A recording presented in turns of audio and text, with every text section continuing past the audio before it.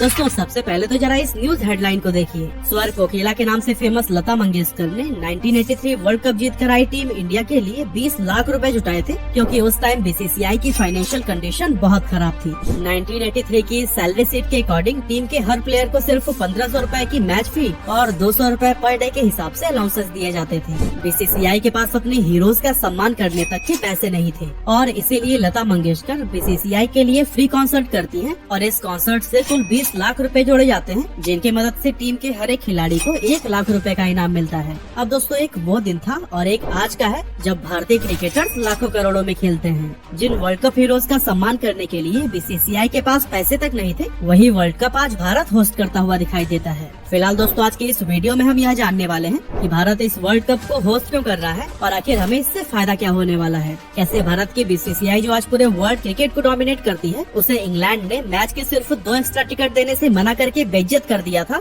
और बीसीसीआई की इस सफलता में कैसे रिलायंस और धीरूभाई अंबानी ने सबसे इम्पोर्टेंट रोल प्ले किया, सब कुछ डिटेल में जानेंगे आज के इस वीडियो में।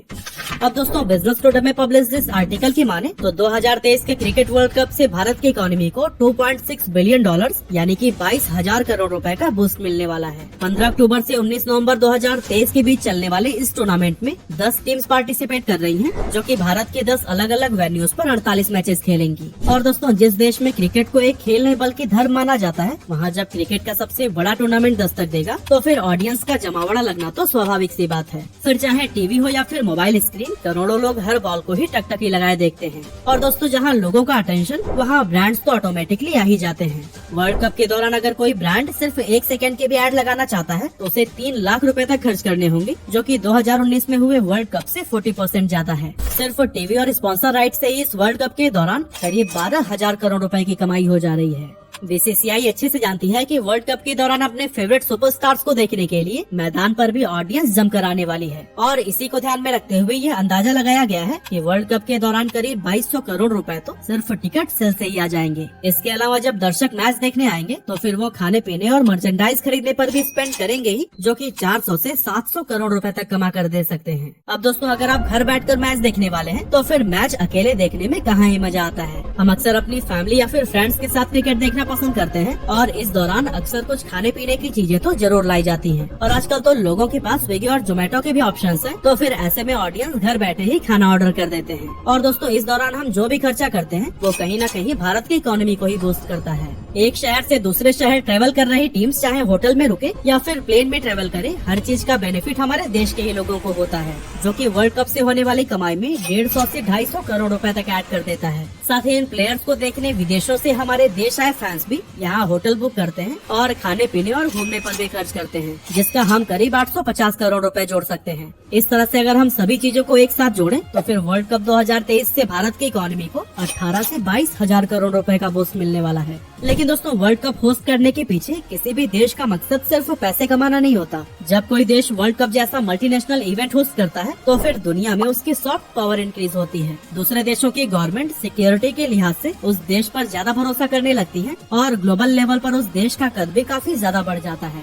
साथ ही वर्ल्ड कप के दौरान अपनी टीम्स को चीयर्स करने भारत में जो भी विदेशी दर्शक आते हैं, वो भी हमारे देश की यादें, एक्सपीरियंस और खूबसूरत जगहों की जानकारी अपने साथ लेकर जाते हैं। अब मान लीजिए कि ऑस्ट्रेलिया से आए टूरिस्ट का भारत में एक अच्छा एक्सपीरियंस होता है तो फिर वो अपने फ्रेंड सर्कल में इसकी चर्चा जरूर करने वाला है। और इस तरह से वर्ल्ड कप जैसे टूर्नामेंट को होस्ट करने के बाद लॉन्ग टर्म में किसी भी देश के टूरिज्म इंडस्ट्री को जबरदस्त बूस्ट मिलता है। विदेशों से आए टूरिस्ट को बेटर कन्वीनियंस और कंफर्ट देने के लिए होस्ट नेशन अपने देश का इंफ्रास्ट्रक्चर भी बेहतर कर लेता है, जैसे कि नए रोड्स, रेलवे ट्रैक्स, होटल्स और हॉस्पिटल्स बनाए जाते हैं, जो कि लॉन्ग टर्म में देश की आम जनता के लिए ही काम आते हैं। हालांकि दोस्तों एक वर्ल्ड कप जैसे बड़े टूर्नामेंट का होस्ट बनना इतना आसान भी नहीं होता। कहने का मतलब यह है कि कोई भी देश मुंह उठाकर वर्ल्ड कप होस्ट करने की दावेदारी पेश नहीं कर सकता। अब मान लीजिए कि हम 2027 के ओडीआई वर्ल्ड कप के लिए होस्ट खोज रहे हैं तो एक कॉम्पिटिटिव बिडिंग प्रोसेस की जाएगी, जिसमें कि 2027 का वर्ल्ड कप होस्ट करने के लिए इंटरेस्टेड कंट्रीज बिड करेंगी। इसके बाद से एक सब कमेटी, जिसमें दुनिया के मेजर क्रिकेट बोर्ड्स के फॉर्मर चीफ शामिल होते हैं, वो बिड करने वाले कैंडिडेट्स के बीच में से मोस्ट एलिजिबल कैंडिडेट को चुनते हैं। और इस दौरान सबसे पहले तो ये देखना होता है कि क्या वो देश फाइनेंशियल इतना स्ट्रांग है कि वो वर्ल्ड कप जैसे इवेंट को ऑर्गेनाइज कर सके।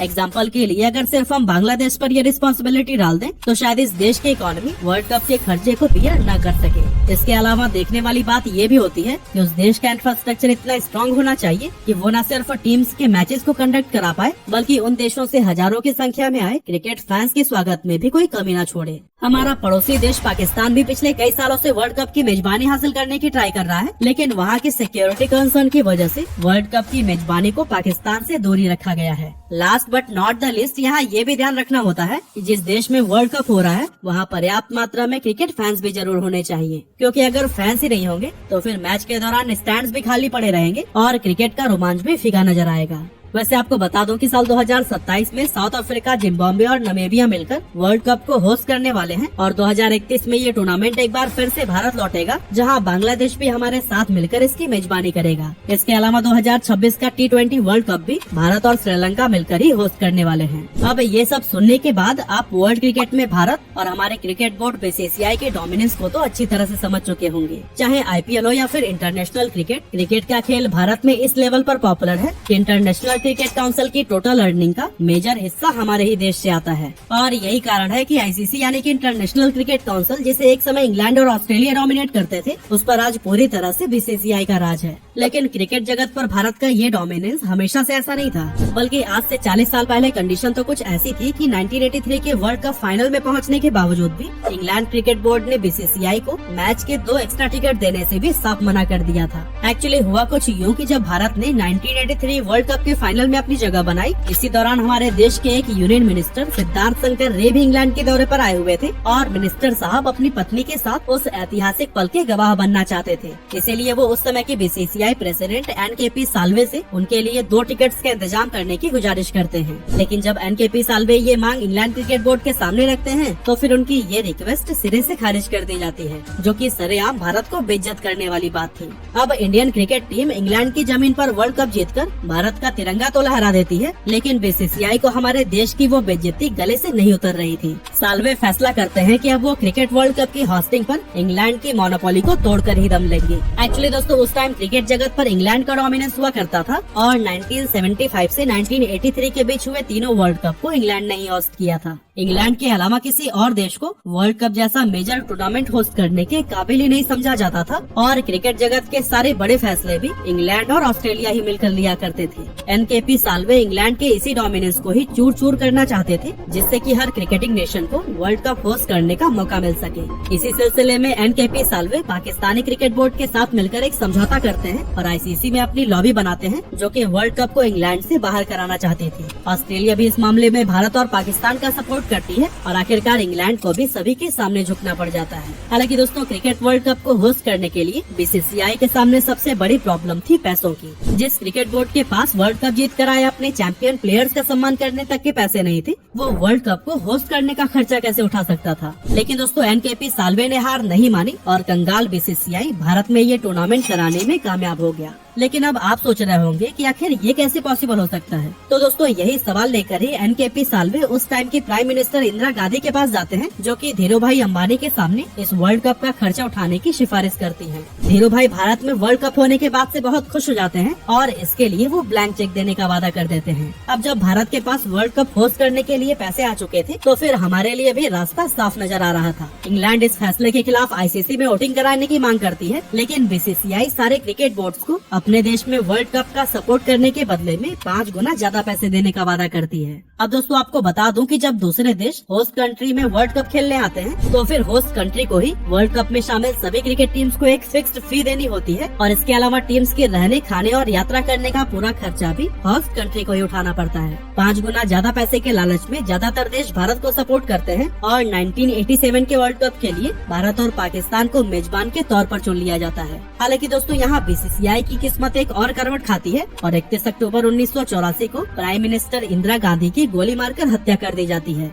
इंदिरा गांधी के बाद उनके बेटे राजीव गांधी देश के अगले प्राइम मिनिस्टर बनते हैं और वो वीपी सिंह को अपना फाइनेंस मिनिस्टर चुनते हैं। अब होता कुछ यूँ है कि वीपी सिंह अपनी कुर्सी संभालते ही धीरू भाई अंबानी पर कुछ रेड डलवा देते हैं, जो कि धीरू भाई अंबानी को बिल्कुल भी पसंद नहीं आता और वो वर्ल्ड कप की मेजबानी से अपने हाथ पीछे खींच लेते हैं। वीपी सिंह की ये गलती बीसीसीआई पर बहुत भारी पड़ती है और हम एक फाइनेंशियल संकट में फंस जाते हैं। बीसीसीआई को क्रिकेट वर्ल्ड कप होस्ट करने के लिए कम से कम 20 करोड़ रुपए की जरूरत थी। इनमें से 4 करोड़ रुपए तो बीसीसीआई को 6 महीने के अंदर ही आईसीसी को देने थे।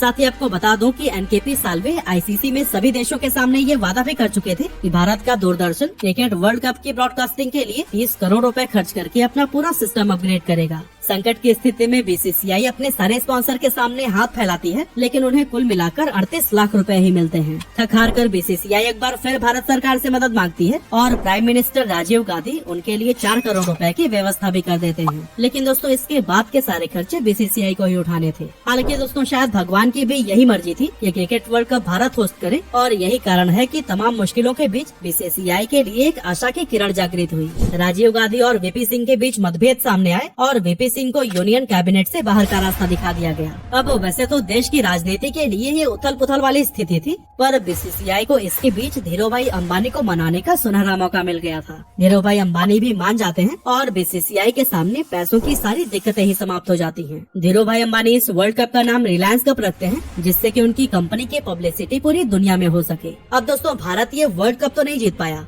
लेकिन 1983 के बाद बीसीसीआई ने वर्ल्ड क्रिकेट पर डोमिनेट करने के लिए जो कदम बढ़ाए थे वो आज अंगद के पैर की तरह स्थापित हो चुके हैं। एक समय कंगाल बीसीसीआई जिन स्पॉन्सर के सामने पैसों के लिए हाथ फैलाने को मजबूर थी, वही स्पॉन्सर आज बीसीसीआई ऑफिस के सामने लाइन में खड़े नजर आते हैं और आज क्रिकेट वर्ल्ड कप के दौरान 30 सेकंड का एड स्लॉट पाने के लिए भी मुंह मांगे कीमत देने को तैयार रहते हैं।